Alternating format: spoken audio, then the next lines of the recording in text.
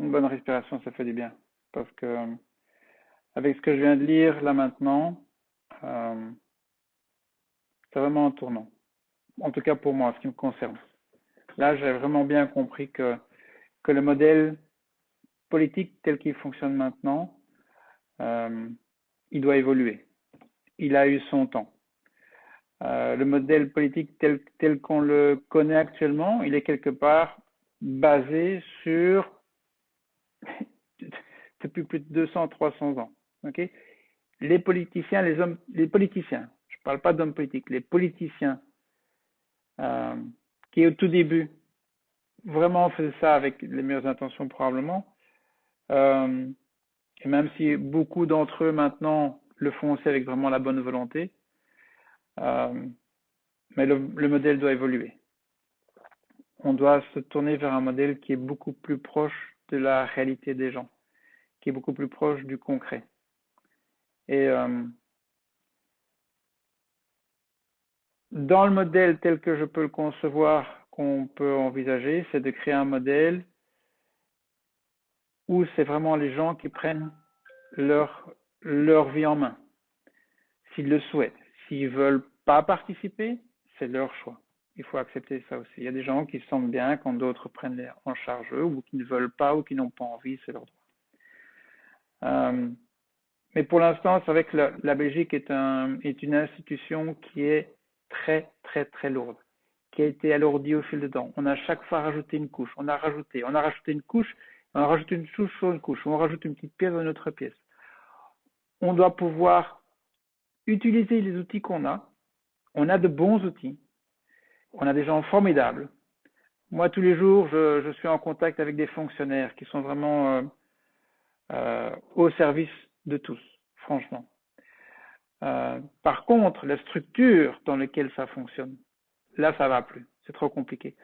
Là, pour moi, la première chose, c'est effectivement ce que certains veulent utiliser et nous diviser.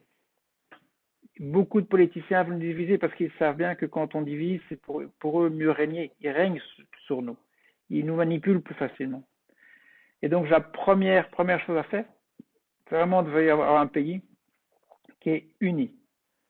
D'Ostende à Arlon, c'est le bilinguisme pour tous. Et quand je parle bilinguisme, c'est l'allemand aussi. À la limite, ce qu'il faudrait faire, c'est même trois langues. Ok, voici comment je vois les choses. Vous avez un germanophone qui quitte sa région, qui quitte Eupen, et qui va aller s'installer à Beveren, ou à Ostende, ou à Antwerpen. Eh bien, il va à la commune, il va demander ses papiers, et il les reçoit dans sa langue, en allemand. Expliquez-moi, qu'est-ce qui pourrait empêcher ça?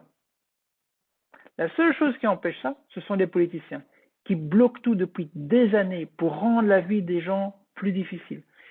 Ils bloquent les choses aussi pour mieux vous contrôler. Parce qu'à partir du moment où effectivement vous n'avez pas accès à l'information de l'autre côté, ben alors vous restez dans votre petit milieu. Mais si vous voulez rester là où vous êtes dans votre environnement tranquille, pépère, ok, tant mieux, très très bien. Ok. Mais il y a des gens qui veulent effectivement vraiment faire les choses au mieux. Et donc, première chose, c'est d'abord le trilinguisme. Eupen, Bruxelles, Liège, Antwerpen, Brugge, Kortrijk, partout où vous allez, partout, vous allez chercher votre document dans la langue que vous souhaitez. La langue que vous souhaitez. C'est possible. Et ensuite, ce qui se passe aussi, c'est qu'effectivement, comme j'avais dit dans une autre vidéo, par exemple, au niveau communal, je vois très bien qu'on pourrait fonctionner avec. On garde les communes, la géographie de la commune telle qu'elle est, ça ne pose pas de problème. Et on donne alors aux gens la possibilité de prendre en charge, de décider. Okay, ils ont un projet, ils veulent créer un parc. Okay, qui veut créer un parc? Okay, on fait une votation sur un parc. Une fois que cette votation est faite et décidée par la population, alors à ce moment-là, c'est le collège qui prend en main les choses pour exécuter la réalisation. Et le bourgmestre, lui, serait un fonctionnaire. À la limite, il peut être nommé à vie. Parce que l'avantage de ça, c'est qu'il va y avoir de la continuité dans les projets. C'est ça qui est important. Il faut que dans les projets qui soient menés, qu'il y ait de la continuité. Et donc le bourgmestre, lui, doit veiller effectivement que le collège, lui, il doit veiller à l'exécution de ce que la population a décidé. Ok. Ça, c'est déjà une chose que je vois comme ça. Ensuite, dans les communes, au-dessus, vous avez les provinces. Ok. Là aussi, les provinces, elles ont énormément de possibilités. Elles sont très proches des gens. Donc, on pourrait voir l'enseignement beaucoup plus proche au niveau provincial et l'organisation de cet enseignement. L'organisation d'enseignement qui soit plus au niveau provincial. Et quand je dis provincial, moi, je vois la région bruxelloise comme une région à part entière. C'est vraiment une grosse quantité de personnes. Et donc, on a toutes les régions et Bruxelles est une région à part entière. Okay. Et comme effectivement, tout est trilingue, ben, le Brabant flamand et le Brabant wallon sont de nouveau unis. Ils ne forment plus qu'un. Et ils entourent Bruxelles. Ça ne pose pas de problème. C'est juste une question d'organisation géographique pour pour la circulation des personnes, pour l'organisation du territoire aussi. Les provinces les provinces vont pouvoir venir en soutien aussi plus rapidement auprès des gens. Là aussi, dans les provinces, ça peut aussi être des fonctionnaires qui veillent à l'organisation de tout ça. Et ensuite, au-dessus des provinces, eh bien, on a un État fédéral. Et là aussi, l'État fédéral regroupe tout comme c'est maintenant actuellement, mais avec des compétences qui sont tout le monde. Par exemple, on pourrait très bien reprendre au niveau fédéral l'enseignement. Alors, qu'est-ce que je veux dire par là? Le fédéral, qu'est-ce qu'il a à faire? Le fédéral met en place un socle commun. Par exemple, pour l'enseignement, on veut très bien dire, voilà, on définit au niveau fédéral des objectifs en termes de savoir-faire, de connaissances, et ce genre de choses.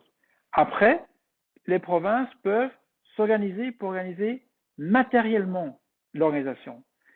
Et moi, par exemple, je vais revenir à l'enseignement parce que pour moi, c'est un bon exemple. Quand on a l'enseignement, pour l'instant, je ne connais pas au niveau néerlandophone, franchement, je ne suis pas vraiment. Mais au niveau francophone, pour le peu que j'en sais, c'est divisé en couches successives. Ça n'a pas de sens. L'enseignement, c'est dans la verticalité. Vous avez la petite enfance, vous avez l'enseignement primaire, le secondaire, les études supérieures, et par supérieur, j'entends tout ce qui est université, école supérieure, tout.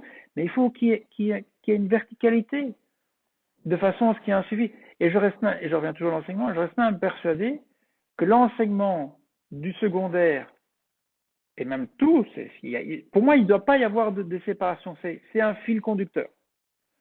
Les enfants sont à ce niveau-là, on veut qu'ils aient un socle commun, on veut les amener en haut, on veut les amener de façon à ce qu'ils aient un socle de connaissances, un socle de compétences, un socle de savoir, de connaissances qui soit commun de Ostende à Eupen, en passant par Antwerpen, Beveren, Sint-Niklaas,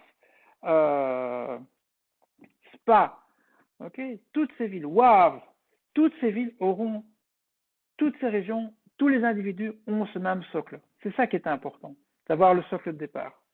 Ensuite, ce qui se passe aussi, c'est que par rapport à l'enseignement, de rendre l'enseignement obligatoire jusqu'à 18 ans n'a pas de sens. Alors, les gens entraînent, j'ai 18 ans, ok, pouf, je m'en vais.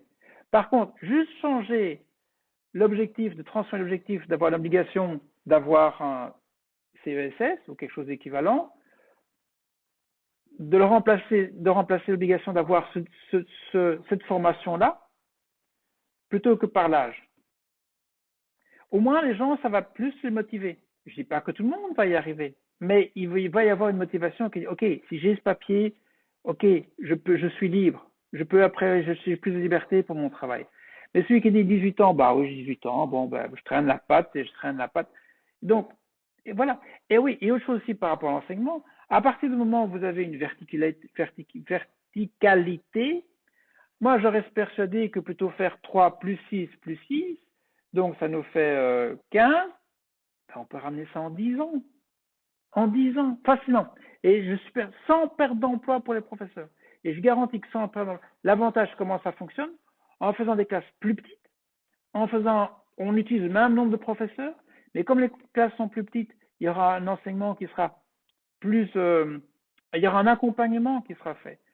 Le, enseigner, c'est aussi donner des outils pour que nos enfants, les petits-enfants, je n'ai pas encore petits-enfants, mais les petits-enfants, puissent être autonomes, pour qu'eux-mêmes puissent apprendre, puissent à leur rythme, et leur donner leur rythme aussi, c'est important. On fait de l'enseignement comme depuis la Deuxième Guerre mondiale, alors que les outils ont complètement changé. Les outils ont changé, il faut adapter les outils par rapport à l'enseignement. Et on a des outils pour qu'il y ait un accompagnement qui puisse être fait et que chacun puisse avancer à son rythme. Et il faut vraiment sentir, les professeurs, les enseignants sont là pour accompagner. Ils sont là pour accompagner. Ça doit être des coachs. Il faut que ces enseignants donnent des outils pour que les enfants, les petits-enfants, les jeunes, ceux qui sont déjà un peu plus avancés, les adolescents, ils aient cette fonction et cette envie d'apprendre. Ce qui manque, surtout ce que je peux voir, c'est qu'en fait, trop, je dis pas que tout le monde, je dis mais beaucoup trop souvent, c'est l'approche classique, c'est ok, je te mets dans le crâne, tu dois savoir ça, tu dois savoir ça, mais bon, il n'y a pas que ça. Il y a comment est-ce que je peux acquérir l'information? Et de là va renaître aussi chez beaucoup plus d'étudiants, d'adolescents, l'envie de savoir, parce qu'on leur donne des outils pour acquérir un savoir. Et là, ils vont se rendre compte que, waouh, je découvre plein de choses. Et moi, c'est vrai que quand on voit, par exemple, certaines, je ne vais pas te dire de marques ou de marques, mais bon, pour pas le dire, YouTube, par exemple, c'est incroyable la quantité d'informations qu'on peut obtenir, de très bonne qualité et parfois même aussi. Il y a tout, je suis d'accord, il y a tout, il y a du bon et du mauvais, du très très mauvais, mais il y a du très très bon aussi.